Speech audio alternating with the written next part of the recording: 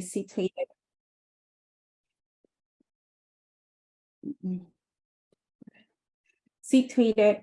where three really larger discussions meet: anti-colonial discourses of property, indigenous data sovereignty, and indigenous epistemologies. And I used these three larger discussions to talk a little bit about what does it mean to protect indigenous epistemologies, particularly in research.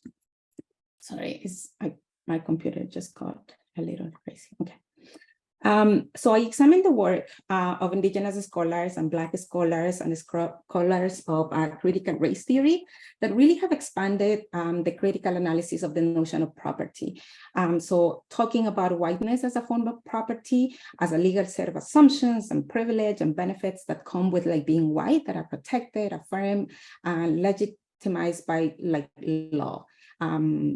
Property as a notion, as a tool, as an institutional system that really has been developed to legalize the occupation of indigenous lands, but also the extractivism of indigenous resources, as well as the exploitation of Black people. And intellectual property as a very particular area and a notion and a tool that can legitimize the appropriation of indigenous knowledges through its different applications.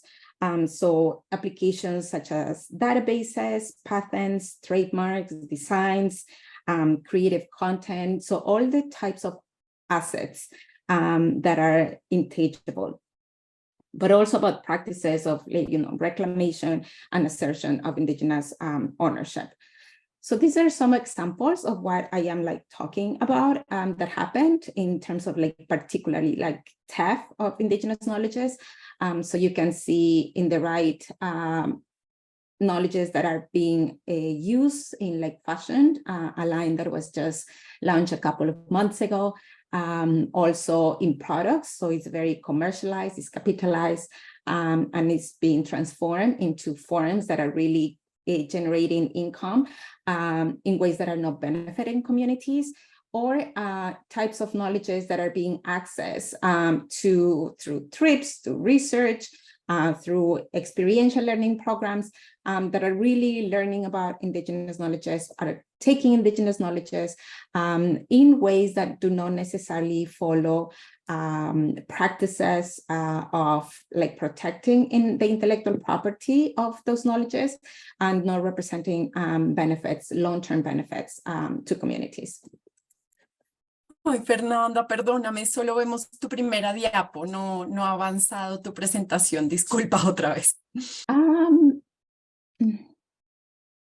Déjame ver, qué extraño. Voy a compartir nuevamente entonces. Tal vez si compartes toda la pantalla, ahí. Ahí. Sí, ahí ya estamos viendo todo. ¿Se puede ver toda? Estamos viendo Indigenous Data Sovereignty. Ya, ahí pueden ver. Sí, ahí ya lo vemos. Ya, entonces esos son los tipos de conocimientos a los que me refería y cómo son usados, ¿no es cierto? Son usados en la moda, son usados en la moda, capitalistas, en formas capital, en the consumption, in indigenous consumption, but also in forms, trips, extraction of knowledge through research or programs of experiential learning. So I forgot what I was talking about. So about indigenous data sovereignty. So in order to pose all these other ways to see or to work with property in ways that really are based on whiteness, that are racially constructed, that really have legitimate appropriation of indigenous knowledges, I work and I review contributions of indigenous data sovereignty as a right and ability of indigenous peoples and communities and nations to govern data and information about ourselves. That it also extends to indigenous knowledges. So the ways how data is collected or extracted with or without our consent under this bigger, this large framework, you can find I examine like more detail the work of indigenous data sovereignty movements that are organizing around designing policies or theorizing in support of indigenous data sovereignty. And within that also follow and work with the core principles of indigenous data governance. I'm not sure how familiar people are about indigenous, or like the care principle of indigenous data governments, but there is an indigenous framework based on the values and practices and principles that guide practices for the assertion of indigenous rights over indigenous data. So CARE stands for collective benefit, authority of control, responsibility, and ethics. And also as a response to these notions of property that are colonial, or understandings and even applications of property that are colonial and that are white. I also bring Quechua epistemologies because they have different examples already and frameworks and protocols that center Quechua knowledge that has protected indigenous knowledges and a particular understandings and practices in relation to how indigenous knowledges are connected in relation to ownership and control and access and protection of our knowledges. So within these three larger discussions, I place research as the area that I examine and that I talk about, that I look at more like carefully. So how do I, in the practice, what this means is that how do we assert indigenous the sovereignty of indigenous peoples over indigenous epistemologies, over indigenous data, over indigenous knowledges in our methods, in our research practices, in our collaborations, or in our writing. And as scholars and as people who work also with indigenous frameworks and indigenous epistemologies and indigenous methodologies, how do we teach this to students? And how do we teach about the values and protocols and principles and practices of knowledge protection and indigenous knowledge sovereignty? So I talked about this and do my research from a very particular location.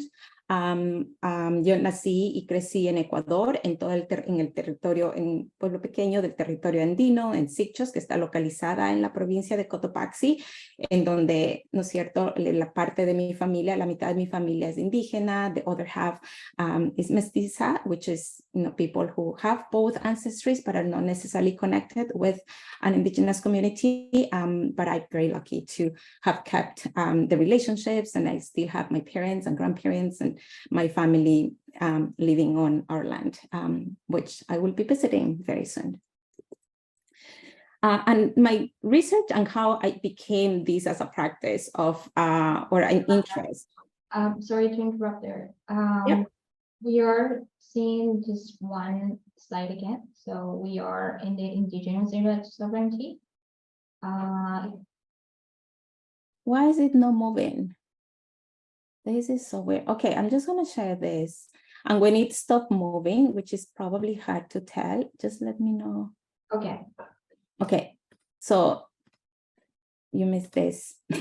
So this No, is what now it's moving. Yeah, well, when it stops moving, let me know. So that's what I placed, like research or the conversations about indigenous, of like how do we work with indigenous epistemologies with really in these three larger discussions. Those were some pictures that I shared about me and what you just heard me describing.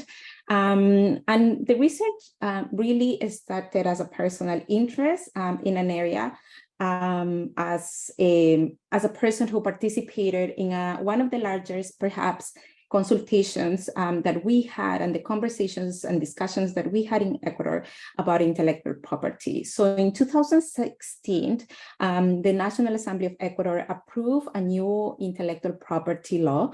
And out of 354 articles, 14 directly involved the protection of indigenous knowledges and practices. So some of the content of these articles included research with indigenous knowledge, access and benefits and concepts, intellectual property registration, and how to determine ownership of indigenous knowledges, issues of collective ownership, consent processes, etc. So in these consultations, I was hired to help organize and lead the process of like community research. The consultation took about 6 months and more than 4,000 indigenous peoples participated in the consultations. And people share largely how indigenous knowledges are subjected to a theft pretty much, o el robo de los conocimientos tradicionales en casi todas las áreas de nuestra vida, en la música, en el fashion, en la comida, en las artes visuales, en los logos, pero particularmente en las investigaciones. So through these conversations, I came to realize that there were really constraints and contradictions between what people were sharing of their understandings of ownership and protection during the consultations and how that was opposing what the law was presenting as an option. The larger conversation that happened and that I particularly focus on now as part of my work is in the case of academic research, the institutional ethics and protocols, like just how community members really shared that they were insufficient from stopping people or to stop people from using indigenous epistemologies widely for purposes that were not clearly defined. So in many communities, people go do research, fill out consent forms, and then you rarely see them again. That happened like often in my particular community around ancestral agricultural practices. And it has happened a lot to my grandfather and also to my grandmother, who used to be very knowledgeable around like traditional medicine. People are interviewing all the time. People do get to sign consent forms, but they never benefit to what happened to this knowledge later, whether in the academy or in the particular research that they participated on, or people are not part of the whole process, but just the interview. So throughout my doctoral program, I have had an opportunity to work with two particular labs. The Toronto Cerlac, which is a lab led by Dr. Iftak, where we do a lot of research for like land education and communities that is guided in indigenous feminist practices and ethics. And the Technoscience Research Unit, led also by indigenous researchers, Dr. Michelle Murphy and Dr. Sorry, I forgot, Kristen Boss, when we do a lot of work around environmental data justice and like the just research work and developing indigenous technoscience. So out of this work, I had a different approach and a different understanding of how research can actually happen in a different form, how it was very different of how people describe it during the consultations, how people were working with research and data and information and indigenous knowledges in ways that were not necessarily following the structured practices or the ownership and protection of indigenous knowledges that were tried to define by a law, but that are just unable to, but follows a different set of ethics. So as part of my work with both labs, I start researching most closely and learning that this is not necessarily an area that has not been perhaps developed in like as non-existent. There are researchers' practices out there that are happening and that are following a certain set of values and methods and methodologies that are aligned with what people are hoping to see more in research in connection with indigenous data sovereignty and knowledge sovereignty of indigenous communities. These are my research questions, but coming from a practice, coming from a place that these are already happening. So how do we bring them together in order to inform other people, other ways to do research when they are working with indigenous communities?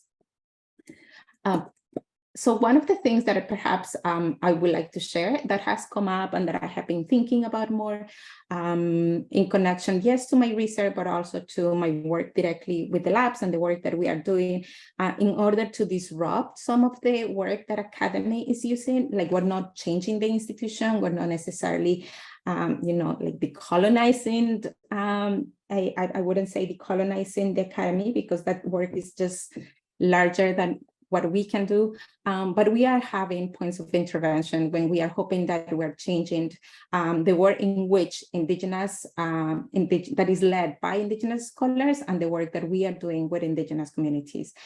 So some of the relevant teachings that have appeared, that are happening in research, that are led by Indigenous scholars. Or I should probably mention that, so what part of my work for my dissertation is interviewing 32 Indigenous Quechua and Indigenous scholars from around the world. So all of them, asking them questions about how are they working or understanding consent in the research. What are the practices of knowledge protection? How are they engaged through their methods with the principles of Indigenous data governance? How are they understanding the collective aspect of ownership of Indigenous knowledges in their work? So practices, so what they have shared and what that has come up, and that where we are, I think people are doing this work in different institutions, is the practices of knowledge protection, knowing that are guided by relationality. You can't really want to protect something that you are not connected with, that you don't feel that you're in relationship with. When you see knowledges or communities as part of a research work, but that there is no previous relationship with them, it's really hard to really feel the that, you know, the perhaps the intention, or like the intention and the and really committed to the practice of work with Indigenous knowledges differently. So while consent forms, or while approaches to Indigenous communities are often the first way to start a research, when those relationships are not long-term and not just for specific moments of the research, it's really almost impossible to protect knowledges. They see knowledge protection as an intergenerational project. Researchers talk about how it's not about just working for a specific project. It's not about working for a way to protect knowledges in a particular project, but it's really about what are you protecting that is from the community and that will really be guiding a longer project that will be basically protecting the ways of what people know and the ways that people have been living from now to like generations ahead. And practices of knowledge protection are really key to be able to ensure accountability. Ethics, institutional ethics reviews are not enough. They make you accountable to the institutions, but they don't make you accountable to communities. And there is like a lot of relevant teachings that have come, particularly in data infrastructures. So scholars have already engaged with work of rethinking about data, reconceptualizing data, redefining data. What does it mean working with Indigenous communities in ways that is really not about extracting data, but explaining a different kind of relationship that people have with their own knowledges and that you have with the knowledges that they are bringing to a specific work that walks away from the idea of data in research that is more connected with anthropological perspectives of data, with the statistical perspectives of data that are really disconnected from the relationships that data are unable to describe. People thinking about data governance and really trying through their own research, not just to work with Indigenous research methods, but actually building and funding new systems that they are bringing to the community. So they are the ones who own any kind of data or any kind of information that is being shared. And that means that it's not really belonging anymore to the researcher, but to the community. So one of the practices that we have at the Technoscience Research Unit is that we don't collect data. We don't collect data. Like we just don't work with data from communities. All the work that we do is based on relationships, based on descriptions, it's based on analysis of community members. And it's just working and supporting the work that they are already doing, but we don't collect data. So we don't have that story in our system, in any of our systems. And talking about data infrastructures, to really trying to bring new understandings and new thinking about what do you who do we actually have the control of and ownership and control when things are stored? Let's say you working at research and you store and all of your interviews are done and you transcribe them and you store them in a cloud, whether that's Google or whether that's I don't know what's the other name of the other one, but anyways, there are many different clouds where we store. Who owns that? What are the rights of communities over that store data? So people really starting to think, and Indigenous researchers starting to think about how do we change that and how do we work with information that is related, connected with Indigenous knowledges in ways that it doesn't involve storing in clouds that will take away the ownership of that data from Indigenous communities. Also in writing and sharing practices on writing, how we can do that work of protecting Indigenous knowledges through writing, rethinking writing, rethinking authorship, and thinking about collaborative writing with communities. So we don't have, in one of our practices in our labs, is like we don't have individual papers, we don't work on individual papers, we don't talk in our papers, and we don't include stories of people in our papers. We don't include stories that are being shared. We might make new connections, and we talk a lot about our practices and our thinking and how we are understanding things, but we don't talk about the community or the participants that we're working with. So decolonization and academia, like, I don't know how we necessarily can decolonize academia, if that is possible, but yes, what we can do in our interventions, and especially as Indigenous researchers, and how we can start thinking about different aspects of research that can bring us more aligned with our own values and our own practices. So I work from like a theory of change that it really is asserts that the application of existing values and practices that are already held by Indigenous communities and Indigenous peoples in research can really protect Indigenous epistemologies, and they just need to be visible. People are doing this in their own ways, but people need to also, make them more visible and more explicit in the research work. And thinking about as researchers as like our responsibilities, or even within academia's responsibilities and obligations to invest in Indigenous data sovereignty collectives, in Indigenous data sovereignty infrastructure, and in government bodies within the academia, within the institutions that we're working with, if we have an interest in working with Indigenous communities. So that's the way how we're trying to perhaps intervene and change a work that is hard to change, and thinking more about what we bring as people from our communities to a larger scholarly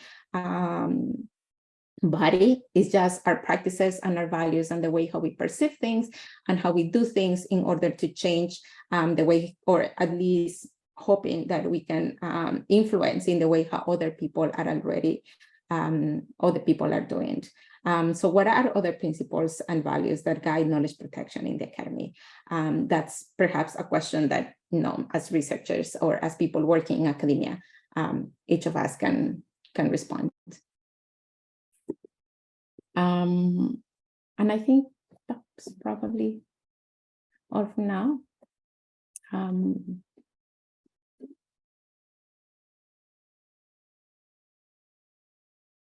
Amazing. Thank you so much, Fernanda, for this super interesting presentation. I got many questions in my head, so I'm just gonna ask you to please write down your questions in the chat, or also at the end of this session, we will have our Q&A for the three of you. I got, like I said, many questions in terms of like intellectual property and how the academia has appropriated this knowledge, but I will ask these questions at the end. So following up with the agenda, I would like to invite Dr. Diana Ojeda. Thank you. Ay, muchas gracias, Fernanda, por esa presentación. Aquí estaba tomando notas y bueno, me emociona mucho la conversación. Notes, and I'm very excited about this conversation. also with Ana Silva. And so thank you very much to Cerlac and to the Ethnography Lab. Thank you very much for this invitation. It's even more exciting when the invitation comes from students. It's a greater honor. Thank you to Dana and Emma for doing the interpretation. It's an important practice to think about in the academy, so thank you for taking that into account.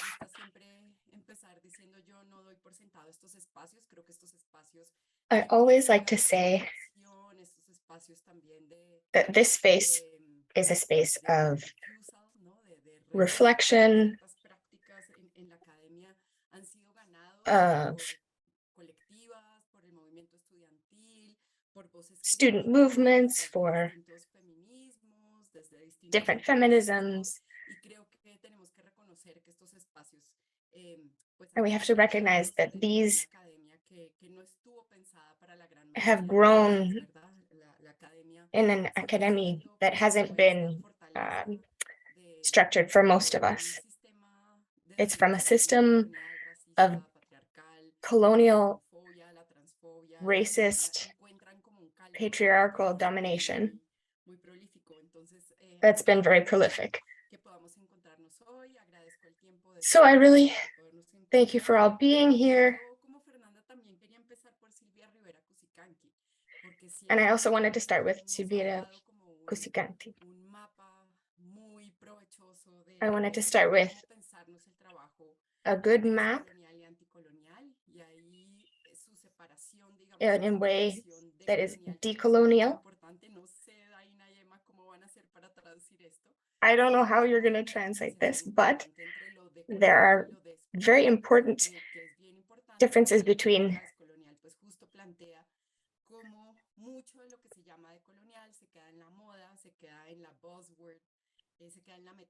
También como Iptok menciona y como ya Fernanda lo dijo.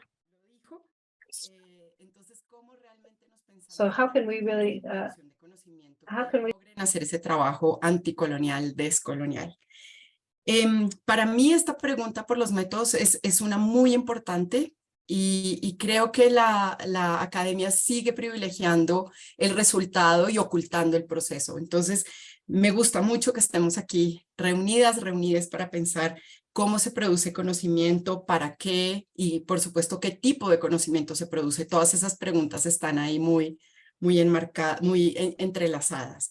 Y a mí me gustaría pues empezar por plantear que investigar, aprender, enseñar, leer, citar, escribir, publicar, todas estas prácticas pues son prácticas de creación de mundos. No son el camino para algo, son... These are not a way towards something. This is not a small question. It begins to be, it has to do with the academic training that we all receive. So I would like to start there. And I'd also like to recognize all those people who, those of us who have lived through violence in the academy, and also with Sarah Ahmed and her questions, who talks about institutionalized violence and how the university reproduces the people who bring the complaints end up being labeled as the problem, and how effectively the university seems to be very well armed against these kind of complaints. We always have these ongoing complaints, and it's an ongoing kind of work about how we can open spaces. And Sarah Ahmed talks about it in terms of wiggle room. What is the room that we have? And she says we're in a very tight shoe, a tight-fitting shoe. And so the more our toes come together, the more work we have to do. So the work within the university and the work that we are all working on today is work to open the spaces, to make more wiggle room for us, to be able to move and open up more new spaces. So I wanted to share two aspects of my research that I think will really help us to think politically between colonialism or coloniality the postcolonial matrix in the university. The first work that I'd like to share is one that we did with Claudia Amarillo that we called the anthropologist princess. And the princess was looking to get the feminist insult. That princesses, what does it mean to be a princess? What does it mean to be a non-hegemonic body in many bodies, feminized bodies, in what we call the field, where there's been a lot of criticism written of this, especially Black critics have said that talked about field work and about field and work and talking about this idea of field work. You're not really in a field, or to sometimes we also say field work or but it's using old colonial words. So taking back the insult, it's not about a monarchical princess. Then one colleague said to us, why shouldn't we should probably talk about plebeian anthropology. But the princess anthropologist was going to take back the insult about how we return the insult of how we in Colombia was where we did it, but I think it can be extended to other places, in different places through Latin America, but also in the Anglo-Saxon academe, where I have one foot in and one foot out. So in our conversations, we proposed the end of ethnography.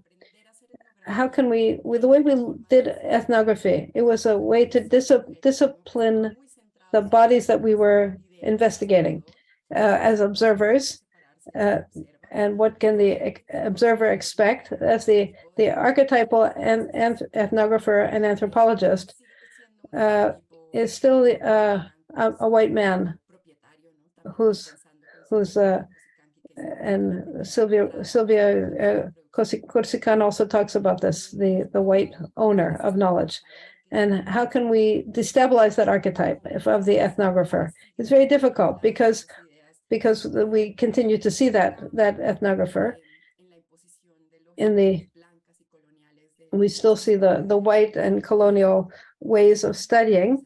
And so the question came up for us, if ethnography, it can be rescued, or are there new ways to do ethnography, or if ethnography itself is just a way to reproduce this kind of discipline. So that's why we came up with the anthropologist princess, about sexual violence and other forms of gender-based violence that we live through in different ways in the academy and also outside it, and also how many times it's been told to us that the project demands our sacrifice. The project of research, to do your thesis, it deserves the violence, and we have to put up with it. We have to silence ourselves. We should shut up, and we talked about sexual harassment as one of them, but not the only form. There's a whole puzzle of who can produce knowledge and who can reproduce knowledge, and who should shut up about their experiences. So that was the first experience that I wanted to share with you, and I'm trying to speak very, very fast because I want to have more time for questions and answers, because I think it's a very moving topic for me. But the second part that I wanted to share with you is this idea of how can we do cartography in a different way. My training as a geographer work with very much with trade union cartographers and feminist cartographers, and how do we talk about our field of work, but how do you make lines? How can you understand broader processes? So but in the case of syndicats, I work with them with topographies that allow us to see what happens across distance, and where there are bridges, to think about this political horizon of liberation and other possibilities to produce knowledge and other realities, also linked to the ethics of care and social reproduction, which we have seen in different spheres of life, and in particular within the university. And Jillian had talked more about, and Gramsci did as well. It's a question about the production of hegemony and the cultural bridges where you can either have a break or create bridges. And Richelieu talks about how you can do this kind of anti-hegemonic mapping. And we had just imagine I think we were having coffee one day, and we talked about what we have to do is to see the map that people have behind their eyes. How can you read the practices into a map? How can we make things visible in a map? So the idea of doing this, going beyond a map when we talk about cartography, the spirit of reading reality, kind of against the grain, based on the concerns and the interests and visions and the knowledge of the people that we are working with. So that was, for me, a very important premise for my own research in Colombia, talking about how the peace treaties were developed and how it flattened out our reality and our unequal social levels. And other conversations, and Fernando mentioned this as well,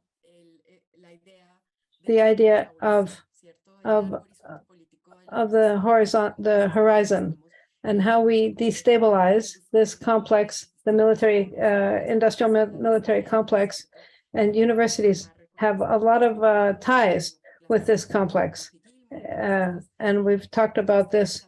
There's a lot of literature, very important, about geography is very important because it allows us to understand academic practices within this technology. And I think that what I'm very interested in seeing is the counter maps, this counter cartography of the university, of the practices in the academy. How can we show what things that become common sense that you see in a map, that we see even before we can ask ourselves questions, and how can we destabilize it? So for me, there's one key in order to destabilize this colonial domination strategy. There are a lot of other pieces of work I wanted to talk to you about in the University of Toronto, conversations I've had with Mariana Valverde con Elise, where they're very concretely, we talk about the money, which becomes the fuel of these places where we're building knowledge.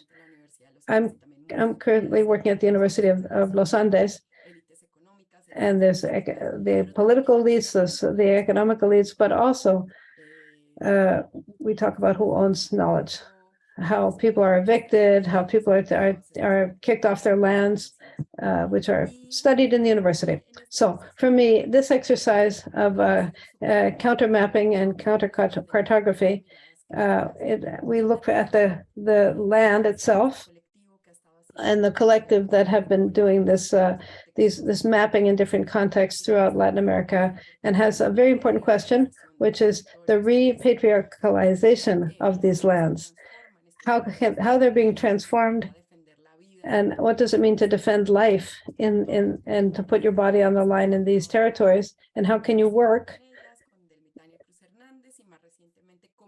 And as part of a collective, we've just started a new collective, and that has been very important because we look at what possibilities there are to do counter cartography of the logic of the way people are hoarding land and the extractivist principles, and how we can potentiate these counter cartographies.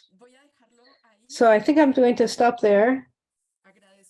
And thank you again for this opportunity to talk with you on these topics. One of the questions that I have that's on the table is how can we make a different academy? And if we are convinced that this is a place that we should fight to have, that we are a university too, our bodies make the university too. They're always telling us that we shouldn't be here, but if we've managed to get here, then we should probably continue, and we should give the fight to win over these spaces. And that is a question. And how to do it is, the answer is, it needs to be an ethics of care that is also anti-capitalistic, anti-racist, anti-patriarchal, and the rest. Thank you so much. Diana, thank you so much for these presentations. Sorry, I got my headphones here with me. So thank you so much for this presentation. I'm going to speak in English, considering our attendees here.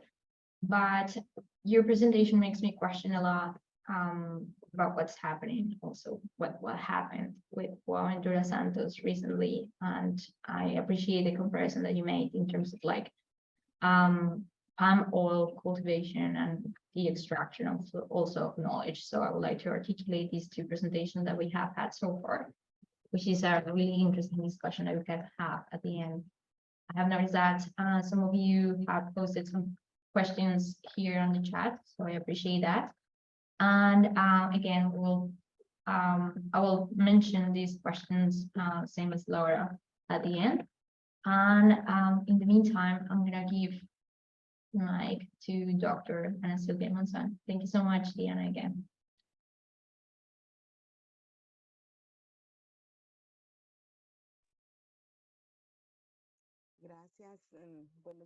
Thank you so much, and good morning to everyone.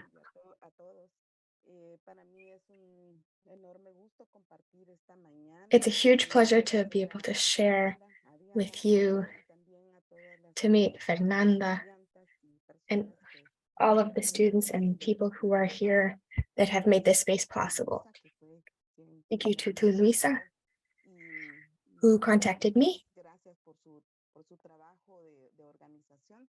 Thank you for your organizational work. It's complicated, but thank you, and we're all here. I would like to share my presentation.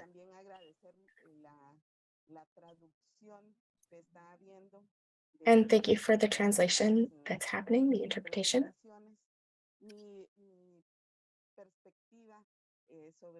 My perspective on these reflections about colonialism in the academy is from a more political perspective. I am mestiza.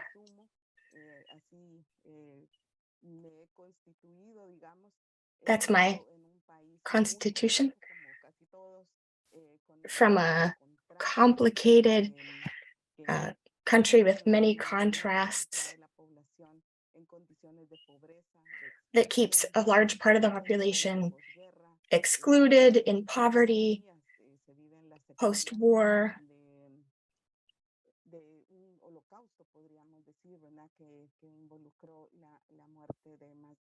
that involves the death of so many people in Guatemala.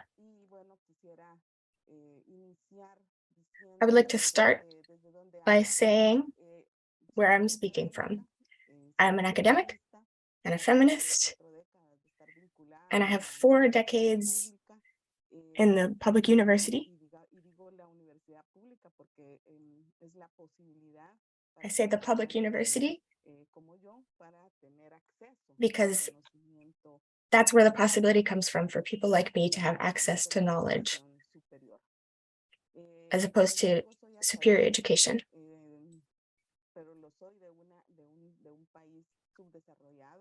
I am from an underdeveloped country in a space for the academy for me has always been questioned and small.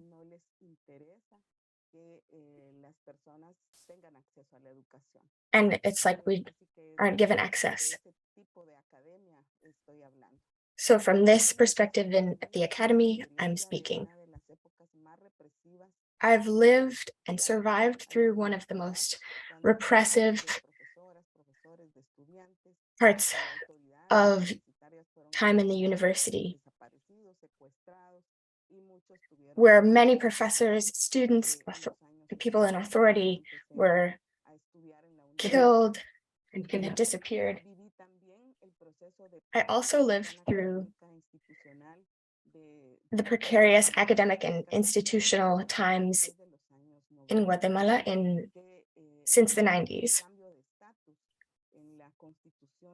which brought about a change in status in USAC in the Constitution from 1985.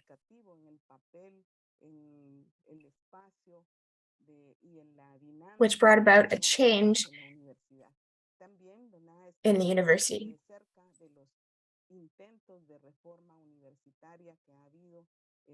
I've also been a part of wanting to change in '89, in 2010, in 2019.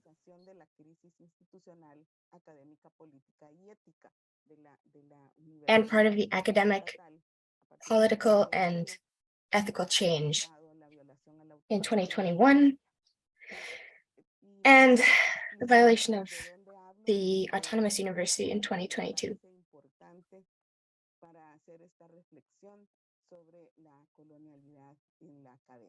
This is a very important reflection for me in the academy.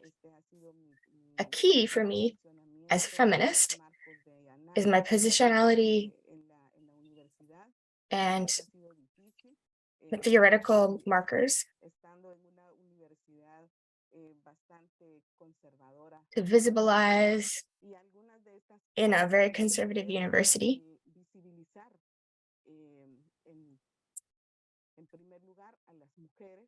So to visibilize first women, because in the beginning we were a minority, renouncing and recognizing the paths by which women got to university. And this exclusion, these breaches,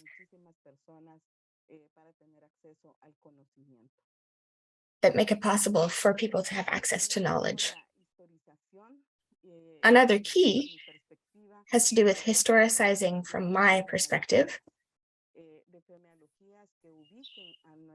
feminologies, our female ancestors, personal and from the community, and also in the academy and in other social spaces.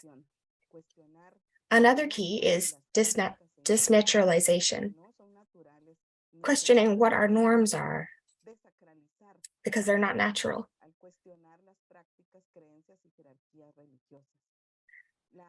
Also questioning religious practices.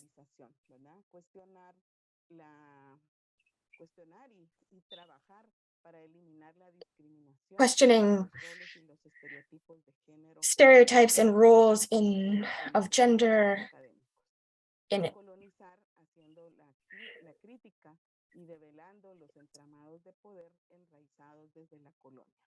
Y también desracializar, desafiando y desmantelando las categorías y jerarquías raciales en la sociedad. Esta imagen me parece. This image kind of sums up what I am talking about. This is from Women Creating from Bolivia, who have made a very important contribution to decolonized feminism with a criticism of how we have been constituted as patriarchal subjects. But I have a special focus from a historical one, because that is what allows us to challenge the invisibilization, the fact that we've been left out of official histories, that allows us to identify that women have been present. We can't be denied any further. And but our contributions have been minimized.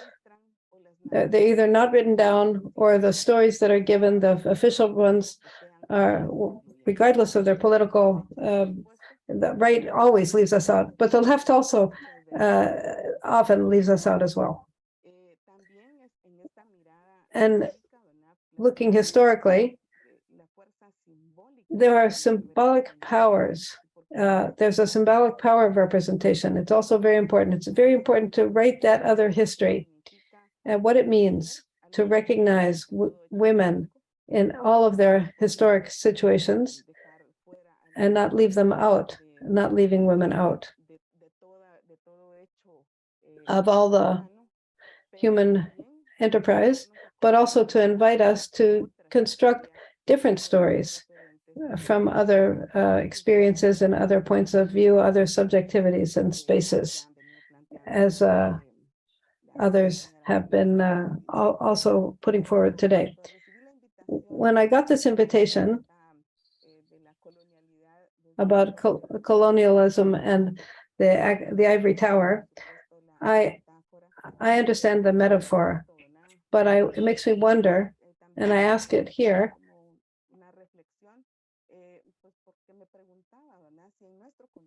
so I was really asking, especially in my own particular context,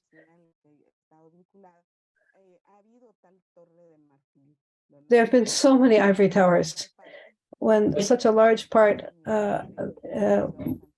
when it past universities, and people were killed and not allowed to even take part in a university, and also in social sciences, which in our country there has been very little opportunity to develop, because we've always been targets of repression, or by at least precarity. The material conditions for teaching and for researching in countries like ours, and in the universities, my university in particular, have made it very difficult. But I understand that there is a hegemonic academy, which at least claims that it will has neutrality, which of course is non-existent in practice, to keep it away from the political dynamics and to maintain its objectivity. And it's a very comfortable in that tower, because they don't, way up there, they don't hear the protests, the questioning, the reflectionings, or the demands for transformation of the society. And I think it's important to remember this story, that universities were created to be very exclusive. Women in particular, all women, were excluded from universities until the 19th century. A few women maybe were able to sneak in, but they were built for men, for a particular class of men with certain lineage, and indigenous people, Black people, were excluded. Also, universities were created with certain hierarchies in terms of the disciplines that were there for study. So sciences, natural sciences, and social sciences, some were more associated with males and females. And when women came in, there was an association of women with humanities.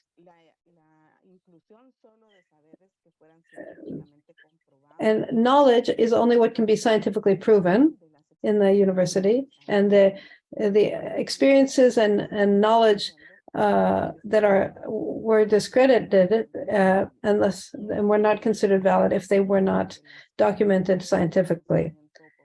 All popular knowledge, popular wisdom, it's very, very undervalued within the academy.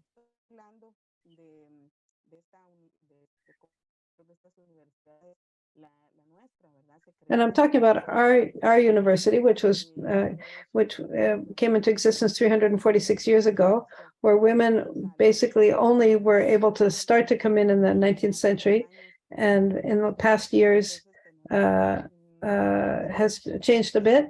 It's a very complex situation in terms of our history.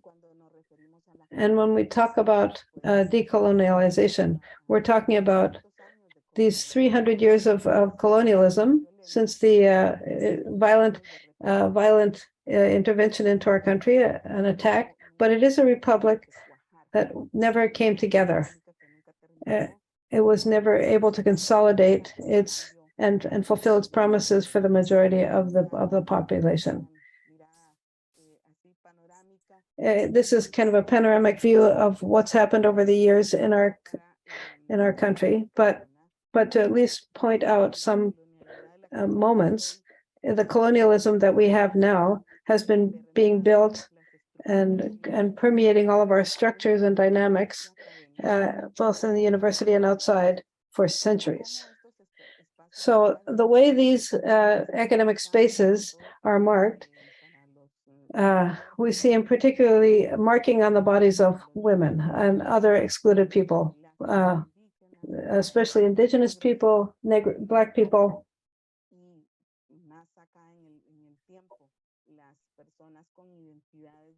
And dissident identities are excluded and are treated with normalized violence through stereotypes, prejudice, feelings, concepts, and values. That violence is institutionalized, and in the entire fabric of the institution through social, philosophic, political, and religious thought. Many universities arose from the Catholic Church, which had such a huge impact on our region, and continues to be part of the structure of many universities and the culture of universities. And this violence has been unpunished and untouchable. It's been sustained by that impunity with institutional mechanisms that normalize violence and leaving many facts in silence within the academy. So when we talk about coloniality and its relationship with the colonial legacy, it's very important to be very clear that it wasn't just an economic and political process. It was also always an epistemological and cultural process, which and how that process impacted women and other dissident identities in colonized societies. These forms of domination and oppression persist, and they are leftovers from the colonial legacy in both education and knowledge.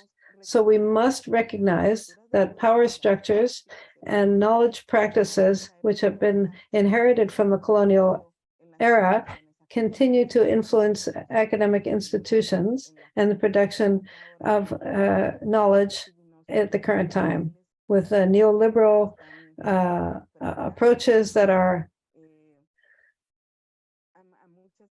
confronting many people, along with other problems of getting access to education. And this continues to perpetuate this inequalities, exclusion, and knowledge injustice. So this kind of colonialism has been imposing a universal vision of history that's based on this idea of progress. And that's been the way that we construct the categorization and hierarchies of all the peoples and the continents and their experiences and their civilizations that are, and there's a naturalization of social relations as human nature within a liberal capitalist society. Now we see neoliberal capitalism. And there's also been an emphasis on the superiority of some countries over others and people over others.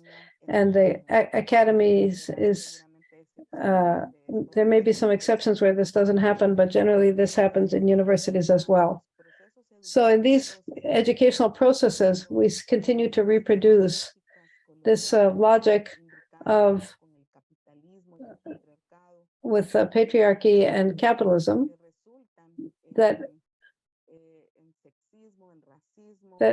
persist, racism, sexism, militarism, racism, because they are the daily experience and they have become normalized. And I also talk about religiosity because religion continues to, the Catholic Church continues to, has had a huge impact, but also the fundamentalist churches, evangelical churches have been doing a lot of harm to and pushing back a lot of the gains that were made in terms of gaining rights. So the crossing of these different systems of oppression, which have been building alliances among themselves with the elites to consolidate hegemony. We have one correct interpretation of the world, one view of the world, and that logic continues to be the predominant one within the academy, and it reproduces the beliefs and the vision and gives them validity. Science from the time of the Illumination and up to modernity has been very male-centric, very Western. It's not neutral, responds to very specific interests, even though we know that it's not neutral at all. And it develops from one place, one gender, one vision, a sexed body and a racialized body, where many groups become excluded, such as women and indigenous peoples, Afro-descendants, and countries all together, because there is a geopolitics of knowledge. So many names and contributions have become invisible, and there is a denial of access to, or a limitation of access to the places where knowledge is created. And women's knowledge have been discredited and deauthorized. And language is one of these contributions that women have made, and so we continue to say that that's important. So women have been historically excluded from the academic space through language, which fails to, the language of the academy excludes the women's way of being in the world. When we talk about Spanish, it's all masculinized. We don't read much from female writers outside of feminist studies. And and women are not considered to be the authors of knowledge creation, and they are not valued equally. In things that have been created by female philosophers are made invisible or not taken account of, not recognized as thinkers and philosophers. And of course, structurally, women have been absent from most of the decision-making roles. Women in general, and indigenous women and Black women in particular. Specifically, this is manifested in many specific ways, which I'm not going to go into because of the time shortage. But the access to the types of fields of study, which are very, very identified by people's stereotypes, racial roles, and personal identities, gender and class. So, and then there's a question of what is actually taught. What is the content of education, and how are people invited to participate in the academy, and what are they going to be taught? So all these authorized sources, what about them? What about the excluded ones? So we ask, we want,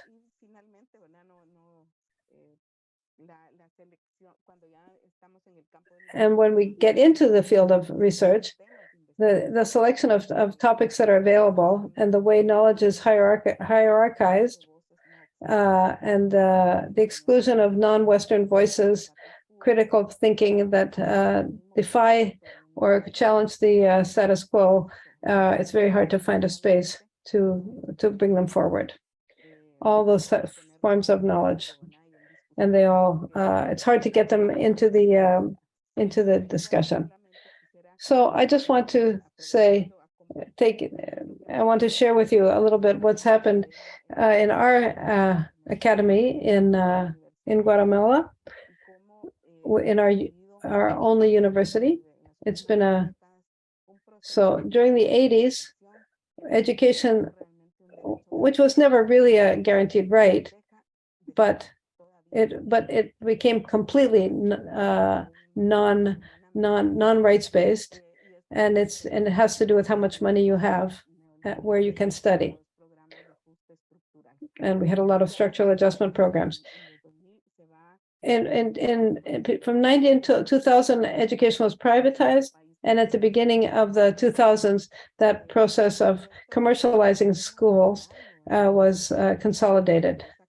And we cannot separate colonization as an ideological, cultural, political, and social system now the neoliberal process. Universities have processes of standardization, which continue to exclude people because you have to have certain points to get in. It's very neocolonialized, and of course it's patriarchal. And in order to succeed in the university, you must be able to speak Spanish, the imperial Spanish, which is not the language of most Guatemalans. And there are certain codes that you must abide by, and many people are excluded by these codes because they don't, they're not made welcome. So with so much, the idea of academic excellence, with so much poverty in our country, is basically an insult.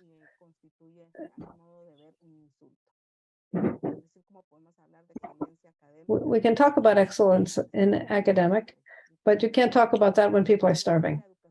So the place of public education is always more and more precarious, hardly taken seriously. And they say that the private universities are excellent, but these are measured by their efficiency in terms of getting people into the workforce and moving up. And so education has been corporatized, and within this neoliberal logic, and universities as spatial spaces are no longer places for dissidence and transformation and criticism. And we have, there's very little social space left, and it's very exclusive in terms of access and being able to stay in school. This is a crisis that has many heads, both ethical, political, academic, and financial. The universities have had to transform themselves they've been told they have to become depatriarchalized, deracialized, and delocalized in their structures. But actually, what's actually happened is that powerful groups have responded who are outside the university, make sure that the university does not move in this direction.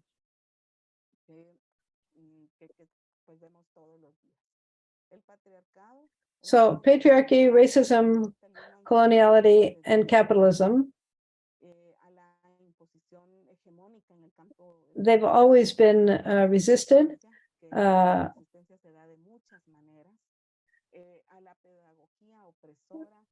And there's always been a fight against these things. The pedagogy of the oppressed has been there as in contrast to the pedagogy of oppression. And there has been this patriarchal pedagogy has been opposed by feminist epistemology and theory. Racist pedagogy has been opposed by an intersectional decolonial pedagogy, and there's been an attempt to revalue non-Western thinking, the inclusion of marginal perspectives, and the criticism of hegemonic paradigms. This event that's being organized today is a very good example of this, and one that, and I am very pleased to see different diversity in the people that are represented here and their indigenous roots. It's definitely there's a challenge in resistance. How women have always resisted and challenged colonial oppression. They've always fought against it, and right up to the neoliberal times, with their own forms of struggle, asking for knowledge justice to ensure that all voices and all perspectives can contribute and can be listened to and validated in terms of knowledge, and for the promotion of diversity, inclusion, and equality in the area of knowledge production. It's very difficult to sustain these struggles, but it is so important to take these things into account and remember that there's a whole story of resistance here. These struggles go far beyond the demand for the recognition of humanity of the other. The human is not just the right yardstick that you measure everything, but it is just one more thread in the web of life. So our proposal is just to reach humanity, which from the perspective of colonialism can only be seen as a relationship between the colonizer and the colonized. Our perspective is to go for the reconstruction and the strengthening of other ways of being, to feel and think, and to make worlds in relation with a pluriverse. And these other forms are, just by saying these words, we are expressing our opposition and our view for a different university. And I think it's finally.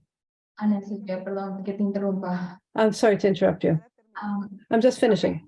Gracias. So here are some other ideas to in the logic of our struggle. We need to highlight the importance of recognizing and valuing epistemologies and practices that are non-Western and feminist. And these are our challenges are in the context, in the institutional, they're theoretical, methodological, political, and personal. The struggle in all of our spaces starts in our academy. Thank you very much.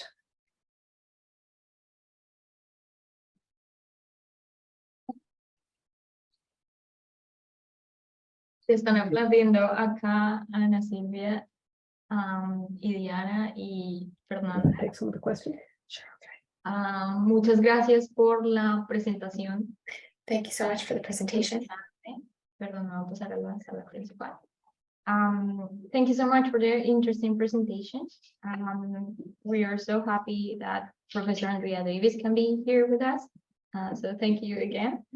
And thank you for all your interventions and insights. I have, like I mentioned before, I have a lot of questions, and like I'm struggling how to articulate all of these, because like there are many points in which like we can connect to each other, especially like, or starting by indigenous intellectual property, and also like how can we connect these to what you mentioned, Ana Silvia, like universalism.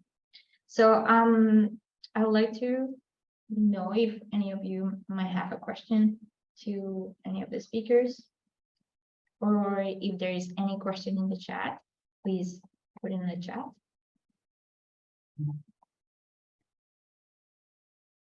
At the beginning, there was one question for Fernanda, and this is related to the indigenous framework. So I'm gonna read it in Spanish and then I'm gonna translate it into English. And it's like, Fernanda, if you could please talk about the indigenous ethical frameworks, or si puedes hablar por favor de los marcos de ética indígena. And after that, I will have some questions, but Fernanda, if you can speak about it, and if Ana Silvia or Diana wanna chime in, please feel free. Hablar como de forma general. Lo siento, no. Esa es la pregunta, solo hablar de forma. A ver si lo encuentro. Podrías, ok. Los marcos de ética o. Fernanda, sí, continúo la pregunta más abajo. Luisa, si la puedes leer, por favor. Si abres el micrófono, si quieres preguntarla. Siéntate libre. Está, sí, en espacios académicos o de militantes. In academic spaces or military dominated by non-Indigenous folks, trying to decolonize, would it be legitimate to try to decolonize research paradigms in spaces that are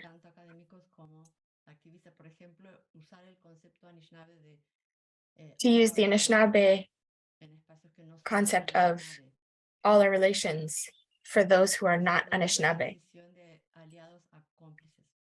And how do you make the transition from? That's a long question. But to respond, the shortest form that I think about it,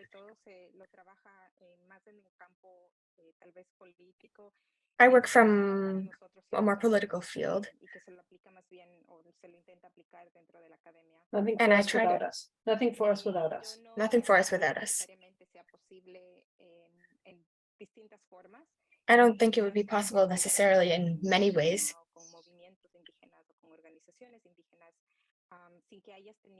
Without having very long ways of establishing long-term relationships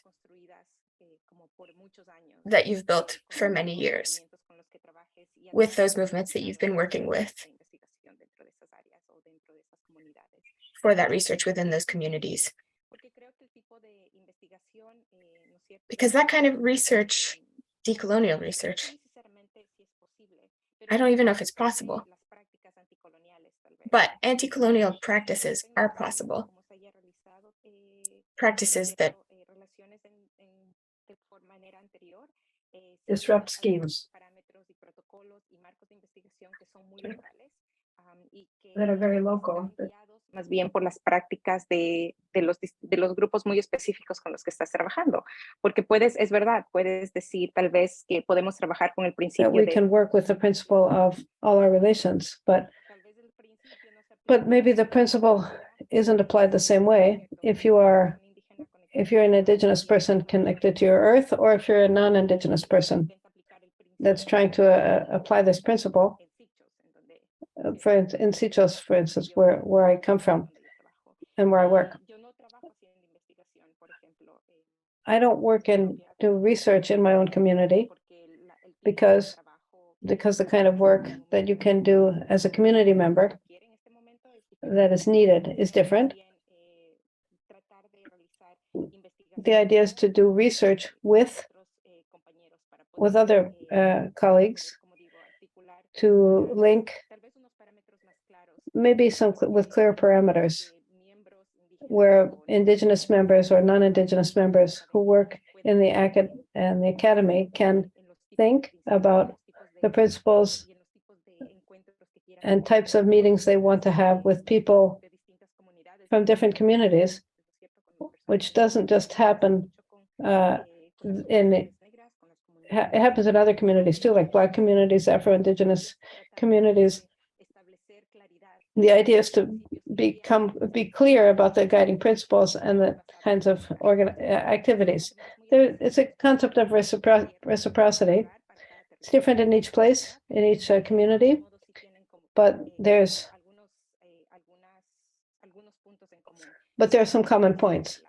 For instance, accountability with the communities in different cosmologies, accountability, reciprocity, specific forms, a relationship with the land.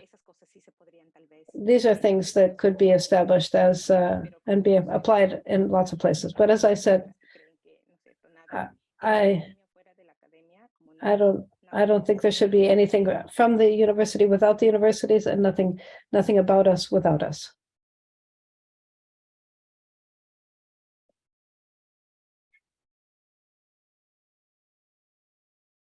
Thank you so much, Fernanda. There is one question, and it's by Elizabeth. So, what are the implications of the following technical aspects?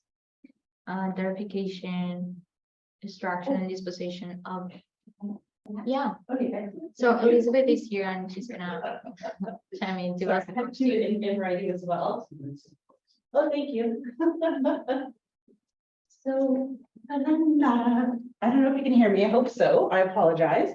So my question is, we all know about these new technologies, and you talked about in your research about indigenous data sovereignty, indigenous data governance, and that some of the harmful effects of analyzing research data in terms of even datification is violence. It's violence towards indigenous people. So I just wanted to get your thoughts. I put more of a technical question in there, but what your thoughts are, especially as we move into the uses of artificial intelligence like ChatGPT. My horror stories at work, and somebody wrote, "What is indigenous data governance?" And I was just like cringing. But yeah, those are the things that I think we're facing in the workplace. Just your thoughts, if you have any. Thank you. A veces creo que the speed in which artificial intelligence is being developed and is being worked, like it's being, growing, sometimes it's faster that we can catch up with. And like, I think that people have asked, literally in like the last 3 presentations that I've had, people have asked about this intersection between indigenous data and artificial intelligence. And I'm like, I'm trying to still catch up with the breadth of like having to think about something else. Perhaps what I can say about it is that I'm not sure if it's if necessarily the intersection with data or with artificial intelligence. Like I wouldn't know necessarily how to describe that, but what I can say perhaps in my own thinking about data and how that is being used is that, and how it's harmful, is that there is not enough data in the world that will really be enough that we will be able to collect, and that we'll be able to expose, and that we will be able to perhaps call attention to end colonialism. It will never be enough data to prove as well, and we won't be able to collect enough data, because that have already happened, to prove that different interventions by colonialism or capitalism or militarism have caused enough violence and are causing violence, or whether it's collected by the states or where it's collected by institutions, will be able to demonstrate the violence that is happening and how that needs to stop. Perhaps what I can say about data is that there is opportunities to be able to work with data and to information about communities, whether that's through artificial intelligence, or like, I don't know necessarily, we're like actually at the lab starting to think about indigenous artificial intelligence and creating, you know, like a postdoc or like a research position that will be announced soon to like someone who's help us think about it. Like, what does that mean? What is that gonna, how is that gonna be illustrated? What does that, what are the interventions that we can do with that? Is it possible to even think about the possibility of indigenous artificial intelligence? Like prompting that to discussions that are still larger than just what can we do with it? How can we deal with it? But what is data not telling us and what is not showing? And even artificial intelligence, if that we're ever able, if we ever are able to catch up with it to the speed that it's going, what is still not going to be telling us about our communities, about our relationships, and perhaps what are the aspects that will not be able to fix of the already colonial relationships that are happening and that are being established, whether they are in academia or outside of academia or between communities and the state. So it's really, it's the issue about data. It's really being like created and it's being work and it's being perhaps related to in ways that are sometimes like very making assumptions about a specific ways in which communities want to be read by people who are working with data. So I think the idea will be still, even if it's artificial intelligence and or not, what is the control that communities have over that? What is the real control that communities have over that, the governance that we have to be able to control, to be able to access or allow access, to be able to store, to be able to decide whether you want to use it or not use it, or share it or not share it, or allow someone to write about or not to write about. I think those are still the ethics and the practices around data that it seems like are not fully established and are not being, articulated by the institutions or in-house methodologies. So there is still work around that, I guess. I don't know if that resolved your answer precisely your question. I'm just, sharing my reflections when I think about the connections and the thinking that we still need to do. Thank you, Fernanda. I think that she answered, yeah. Elizabeth is saying yes, you answered the question, so thank you so much. I have a question for the three of you, and then I'll follow with a question that is on the chat. And it's like, I think that all of you have mentioned the silences that we have, like as subalterns, again, we have faced in terms of like the coloniality in the academic environments. So I'm just curious about like what kind of silences have you faced while constructing your like academic career? And also, like, I'm just gonna take advantage of that the three of you are women. Like, I would like to highlight this positionality, not only as, again, subalterns, indigenous, but also as women. So yeah, I would appreciate if you can just like share your experiences.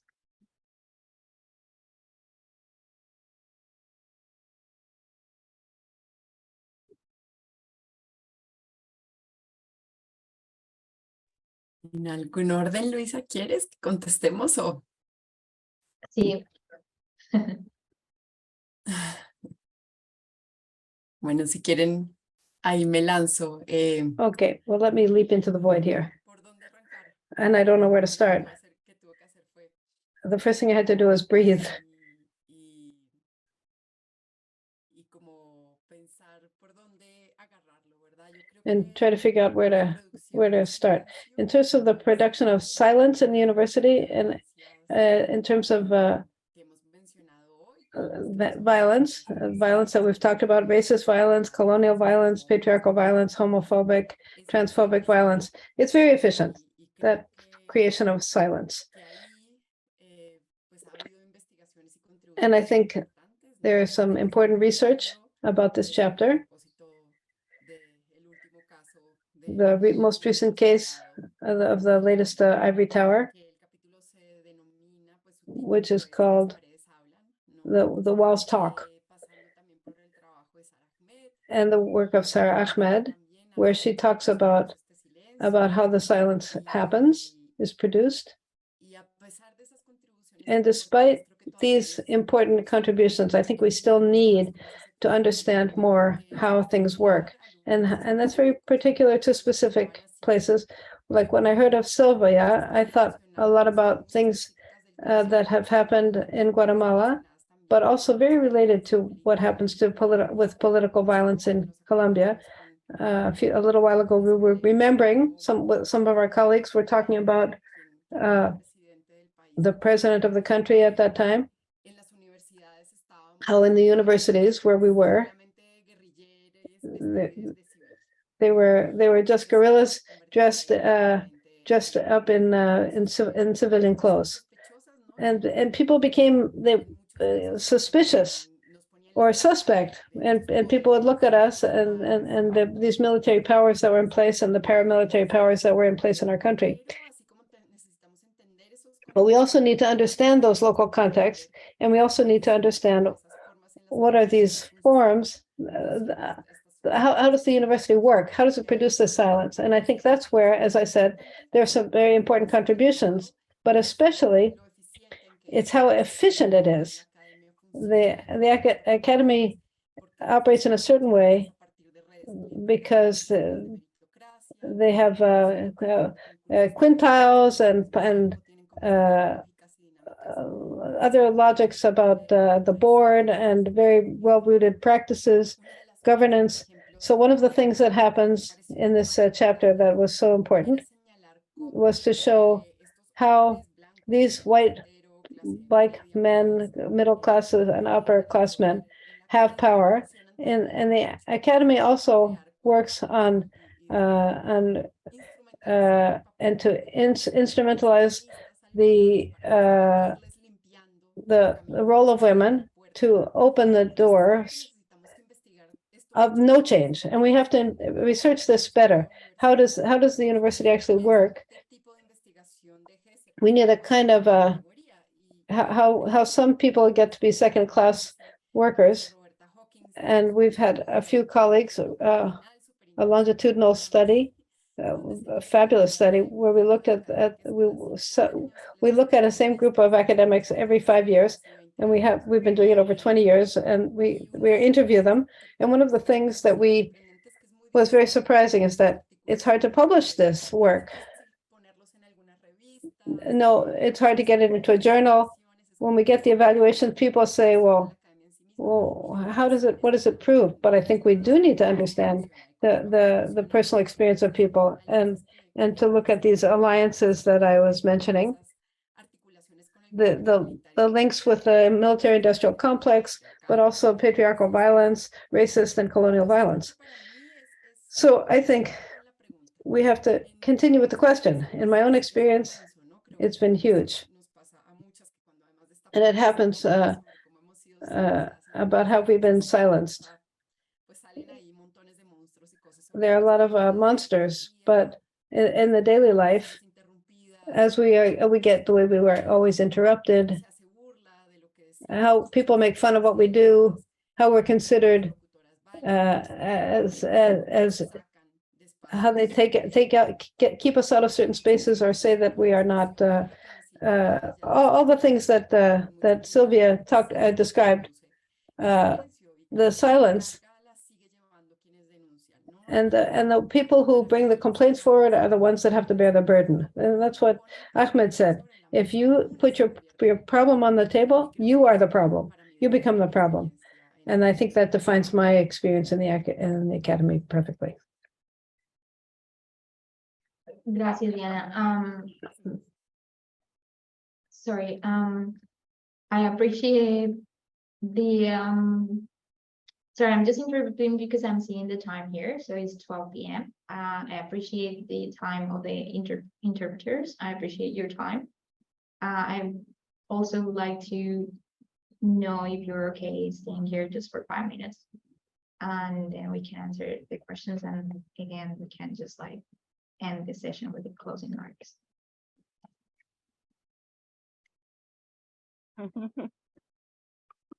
Okay, gracias, Ana Silvia. Sí, dale.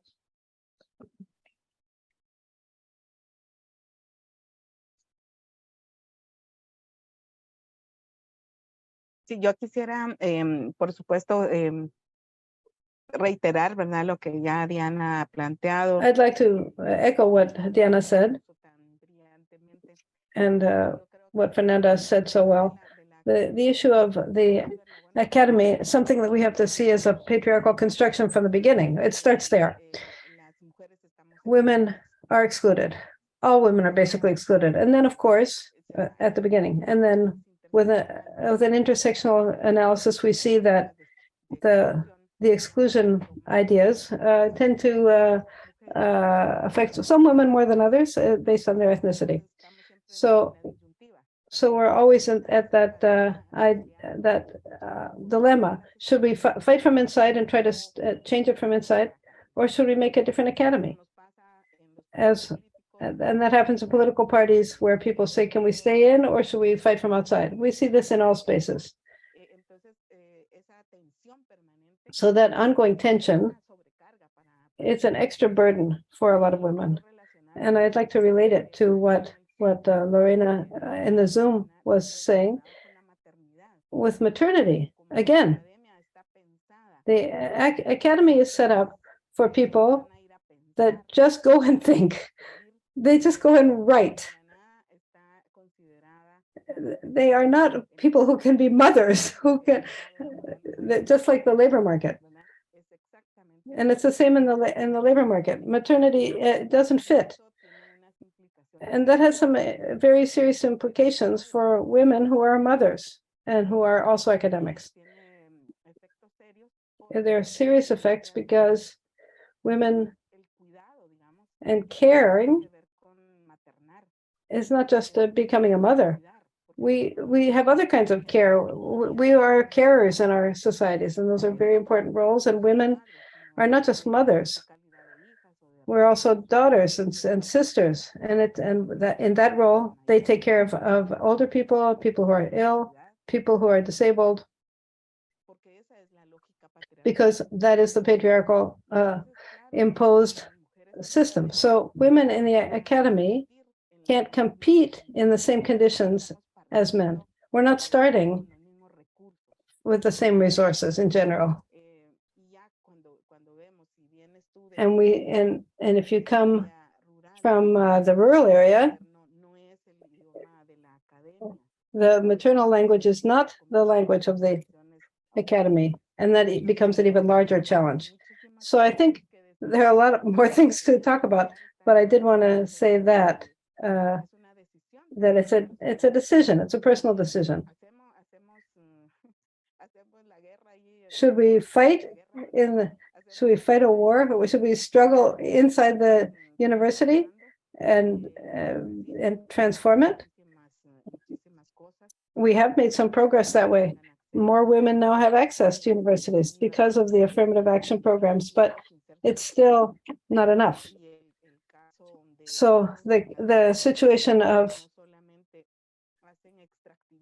it's not just it's extractivism of women, but there's extractivism of women's bodies.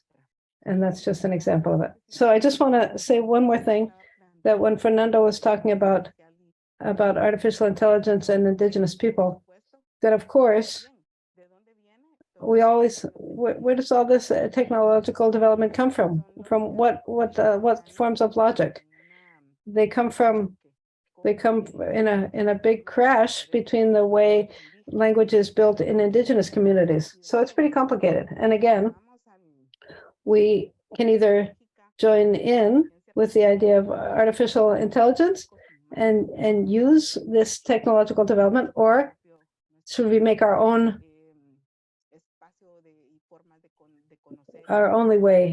ways of building and maintaining knowledge? Everything has pros and cons. I don't really know about indigenous AI, but I do say that what we can confirm is that if there's social networks, it's the same logic is always with us. Whether it's in the social networks, women are projected as things, objectified, racialized, And AI is going to be the same because it's reflecting what humanity, what the masculine has created. So there's a lot there. There's a lot of need for reflection here. And I think it's an interesting to continue in this kind of a space as you have created today. It's a chance for us to come together and to look at where we're each located. Where is Diana? Where am I? It's not just geographic location, but we can come together. And I hope we can build more strength, both systemically and also together.